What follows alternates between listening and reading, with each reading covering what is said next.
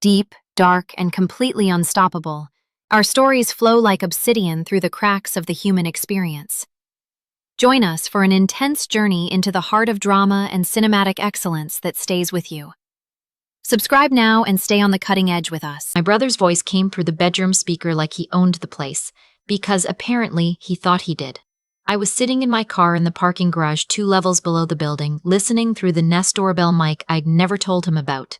The feed was crackling slightly, thick concrete walls, but I could make out every word. "She's not going to do anything, Lena."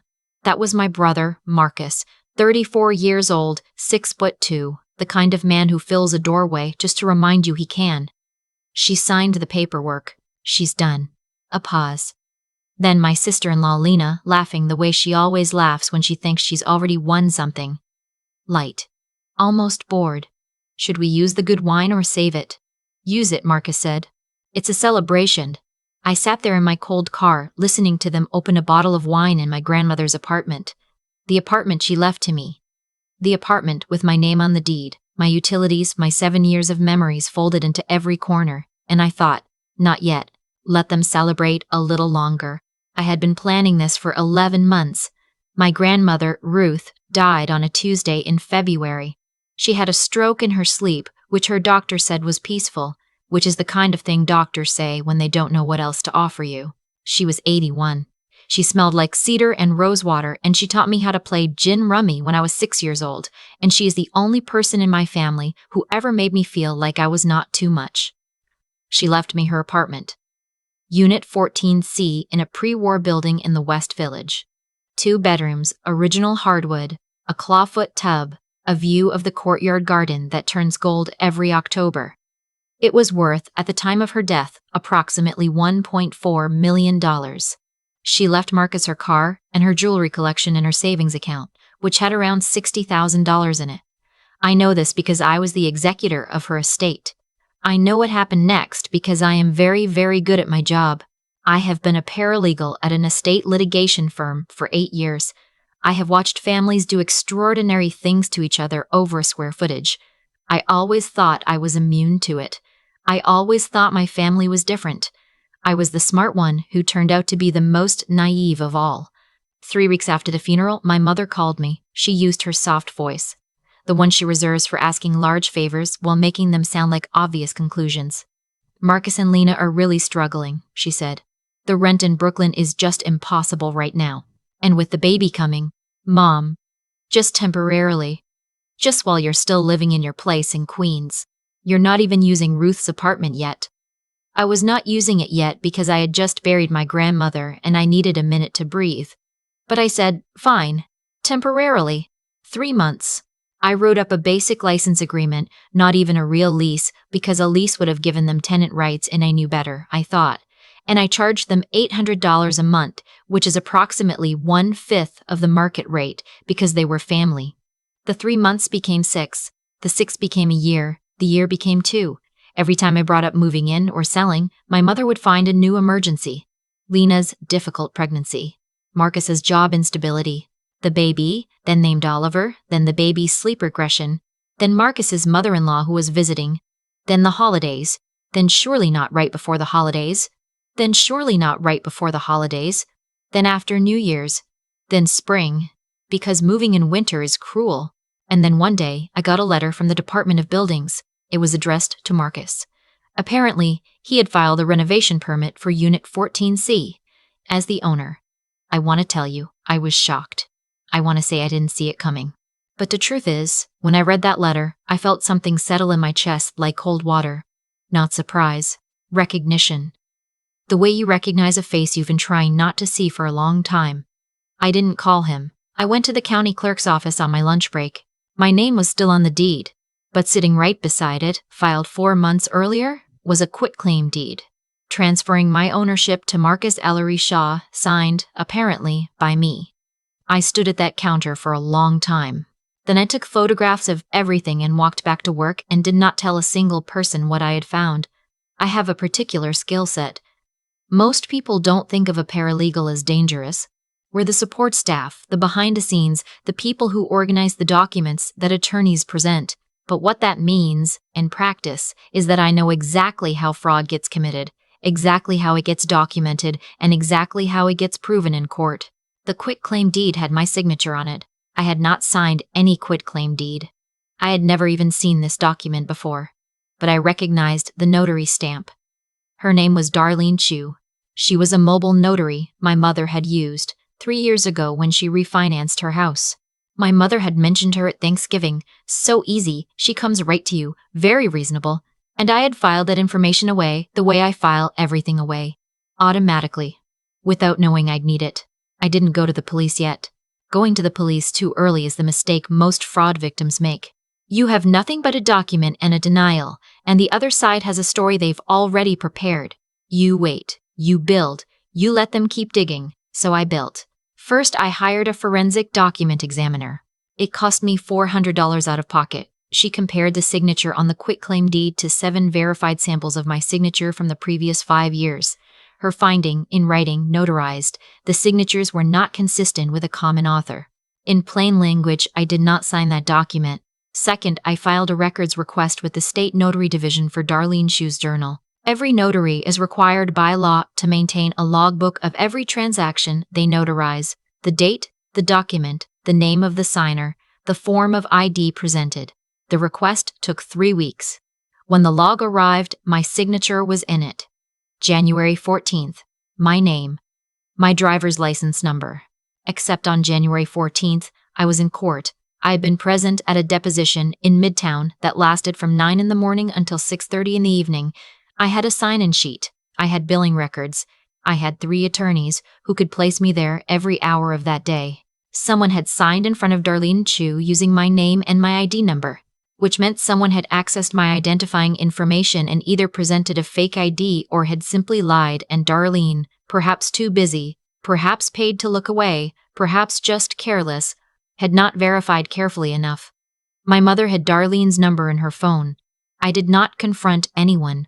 I saved every document in a fireproof accordion folder, and I started doing what I should have done from the beginning. I started watching.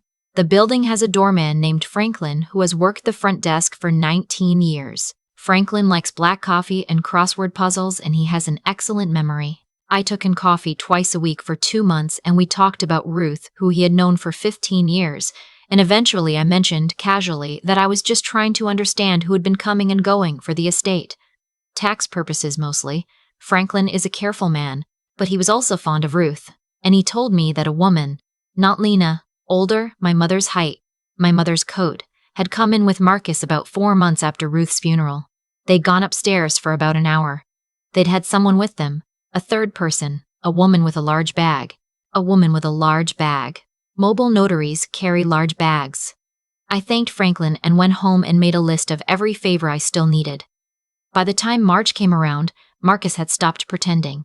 He sent me an email, not a call, an email informing me that as the current owner of record for Unit 14C, he would be proceeding with the renovation and that any contact from me to him, Lena, or the building management should be directed through his attorney. His attorney. My brother had hired an attorney. I read the email twice. Then I forwarded it to my own attorney, a woman named Claire who specializes in property fraud and who had, over the past 8 months, become very familiar with the Ellery Shaw file. Claire's response came back in 12 minutes. 3 words: let him proceed. Let him proceed meant let him spend money, let him get contractors in, let him sign agreements with vendors, let him deepen his investment in a property he did not legally own, using fraud he had committed to get there. Every dollar he spent renovating became evidence of his intent to permanently deprive me of the asset. Every contractor he hired was a witness. Every permit he pulled was a document trail. My mother called me in April. We had brunch, the 3 of us, me, her, my Aunt Renata, who always shows up when the family is managing me.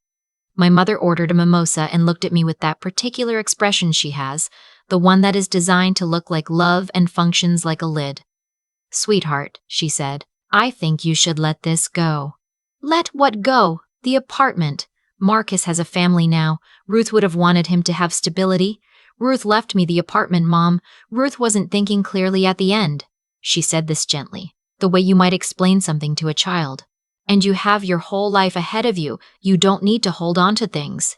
Aunt Renata nodded. supportively. They had clearly rehearsed this. I ordered a coffee and said, "You're probably right. I'll think about it." Then I went home and called Claire and told her we were ready. We filed on a Wednesday, quiet title action, fraud on the instrument, civil conspiracy, and a request for a temporary restraining order to prevent any further transfers or renovations pending the outcome. The filing was 94 pages. It included the forensic signature analysis, the deposition attendance records, the notary journal, Franklin's written statement, Marcus's renovation permits, and 11 months of documented communications in which Marcus and my mother had, in various ways, acknowledged treating the apartment as theirs.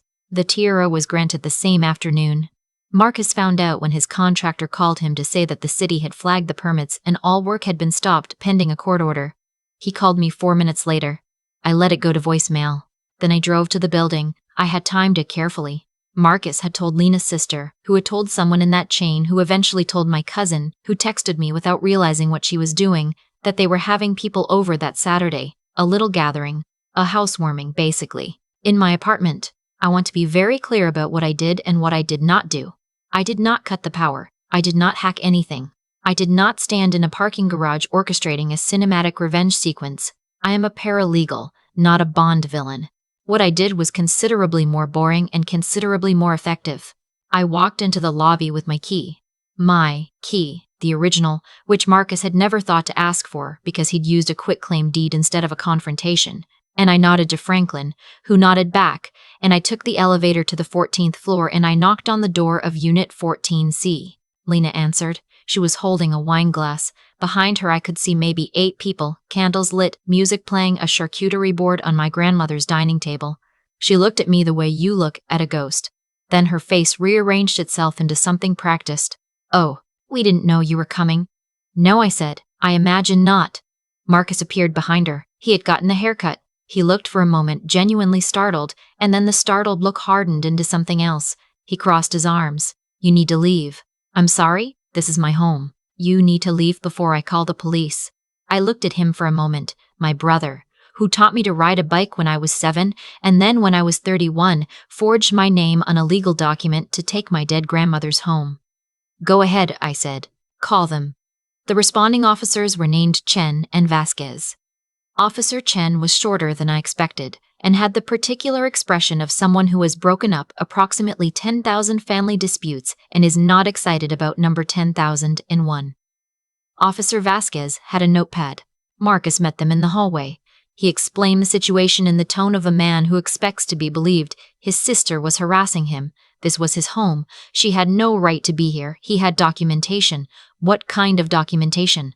Officer Chen asked. "A deed. A quitclaim deed transferring ownership." "Can I see it?" Marcus pulled up a photo on his phone. Officer Chen looked at it. Then he looked at me. I held up my folder. I had carried that folder everywhere for 11 months. It was a plain brown accordion folder, the kind you get at any office supply store, and it contained the organized, tabbed, and indexed documentation of everything Marcus and my mother had done. I had prepared it the same way I prepare litigation files, chronological, cross-referenced, with a 1-page summary at the front, because I know how to make things easy for people who don't have time to read. "My name is Maya Cross," I said. "I am the sole legal owner of this unit. This is a certified copy of the original warranty deed with my name on it, recorded at the county clerk's office." I handed it to Officer Chen. "This is a forensic analysis concluding that my signature on the subsequent quitclaim deed is a forgery, and this is documentation placing me in a legal deposition across the city on the date that deed was purportedly signed in front of a notary." Officer Chen read the 1-page summary. He looked up at Marcus. "Sir," he said, "is this the property address on the deed you showed me? The quitclaim supersedes. Is this the address?" A pause. "Yes." "Do you have documentation of residency predating the quitclaim? A lease agreement, utility bills in your name before this date?" Marcus opened his mouth, closed it. Lena appeared in the doorway. She had set down the wine glass. "We have a license agreement," she said. "We paid rent." "To whom?" A longer pause. "To her," Marcus said, quietly. Officer Chen looked at me. I looked at Officer Chen looked at me. I looked at Officer Chen. "So," he said, "you have been paying rent to the person you say transferred ownership to you." It was a formality, Marcus said. "We were transitioning, sir." Officer Chen closed his notepad. "I need you to step outside with me." I went inside while they talked in the hallway. The guests had gotten very quiet. There were 8 of them, various people I half recognized from Marcus and Lena's life, a couple from their building in Brooklyn, someone who might have been a coworker, Lena's college roommate who had the grace to look genuinely mortified. I walked to my grandmother's kitchen. The charcuterie board was still on the table. Someone had used Ruth's good linen napkins, the ones she only brought out for Passover. I folded one carefully and set it aside. Then I sat down at the table and waited. Officer Vasquez came in about 10 minutes later and asked me several questions about the filing, the TRO, and whether I had a copy of the court order. I did. I had brought 3 copies. She radioed something in, and there was a waiting period during which Lena went to the bedroom and the guests stood in small clusters and said nothing, and Marcus paced the hallway in a way I could hear through the door. At some point, my mother arrived. I don't know who called her. Possibly Marcus, possibly Lena, possibly some auxiliary member of the family telephone tree that activates whenever there is a crisis that needs managing. She came in wearing her good coat and she looked at me the way she had looked at me my whole life. With love, I do think it was love, but also with the specific calculus of a woman assessing what version of a situation she can still control. "Maya," she said, "this has gone far enough." "I agree. Your brother has a child. He has a family." "He does? That's wonderful. He can find them an apartment." She sat down across from me at the table. Ruth's table. She put her hands flat on the surface. "Your grandmother," she said, "would not have wanted this." I looked at her hands. I thought about my grandmother teaching me gin rummy. I thought about Ruth telling me, once, when I was maybe 12 years old and had just lost something small, a school election, a part in a play. "I don't remember. You don't make a fuss, Maya. You make a plan." "I know what Ruth wanted," I said. She wrote it down. "That's what a will is." My mother was quiet for a moment. Then, Darlene didn't know what she was signing. The room went very still. I looked up. She realized what she'd said approximately half a second after she said it. I watched the calculation happen in real time. The way her jaw set, the decision she made about whether to walk it back. She decided not to. She pulled herself upright. She was just doing a favor, she said, for family. No one was going to get hurt. "I got hurt," I said. "You were never going to live here. You always said Queens was fine." "It's still mine, Mom." Officer Vasquez had reappeared in the kitchen doorway. She had clearly heard at least the last portion of this exchange. She looked at me.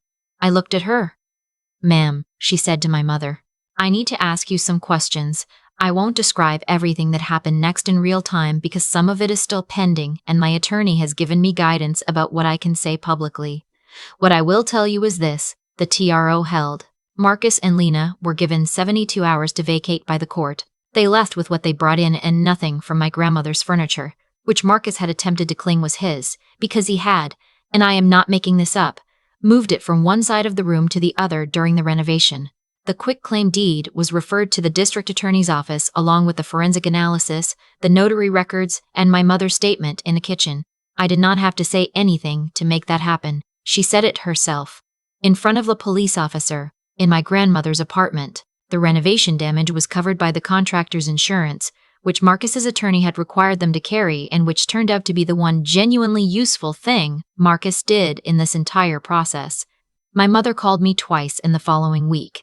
I let both calls go to voicemail. I am not ready to have that conversation yet. I don't know if I will be ready for a long time. She is my mother, and she helped steal my grandmother's home from me, and both of those things are true simultaneously, and I don't know what to do with that except set it aside for now, in its own folder, waiting. On the first Sunday after the court date, I moved in. I brought 1 box that first day. Just the essentials. Coffee, a good book, the linen napkin I had folded and set aside at the table during the party. I put the napkin in the drawer where Ruth had always kept it. I filled the clawfoot tub and sat in it for a long time. The courtyard below was just starting to come back. Early April, so only the brave things, crocuses, the stubborn vine along the east wall. In October it would go gold again. I'd be here for that. Ruth left me this apartment because she knew I would stay. She knew I would stay. She knew I wouldn't sell it for a quick payout or renovate it into something unrecognizable. She knew I would sit in this tub and look at this courtyard and remember her. She was right about me. She was right about everything. I got out of the tub and dried off and stood in the kitchen and thought about making dinner and thought about calling a friend and thought about 100 ordinary things that are available to a person who is standing in her own home. Then I made pasta and I ate it at Ruth's table, and it was the best meal I'd had in 11 months. People ask me sometimes what it feels like to go up against your own family in a legal proceeding. They expect me to say it was devastating. And it was. But that's not the whole answer. The whole answer is that it was also clarifying in a way I didn't expect, because when Marcus forged my signature and my mother helped him do it, they weren't just stealing an apartment, they were making a bet. They were betting that I would do what I had always done, absorb it, rationalize it, find a reason to let it go. They had watched me do that my entire life, and they had built a plan around it. That's not family intuition. That's a calculated read on a person they had spent years conditioning to accept less than she deserved. What they didn't account for was that I had spent 8 years watching other families do exactly this to each other. I had organized the files. I had sat in the conference rooms. I had learned, document by document, that the people who get away with fraud are almost never smarter than their victims. They're just more willing to act, and they count on the victim being too hurt, too loyal, or too afraid to act back. I was all three of those things for about 3 weeks after I found the quitclaim deed. Then I made a decision that I think is the only decision that actually matters in situations like this. I decided to treat it like work. Not like a family wound, like a case file. Because the moment I stopped trying to understand why my brother would do this to me and started focusing on what I could prove, everything became cleaner. Grief is paralyzing. Evidence is not. Ruth used to say that the smartest thing a person can do when they've been wronged is to stay quieter than the person who wronged them expects. She wasn't talking about fraud, she was talking about a neighbor dispute over a fence. But she was right about the principle. Marcus and my mother talked freely for 11 months because they believed I was either too hurt to act or too disorganized to build anything.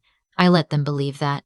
Every conversation my mother had with me over brunch, every email Marcus sent through his attorney, they were adding to a record they didn't know I was keeping. That's not cunning.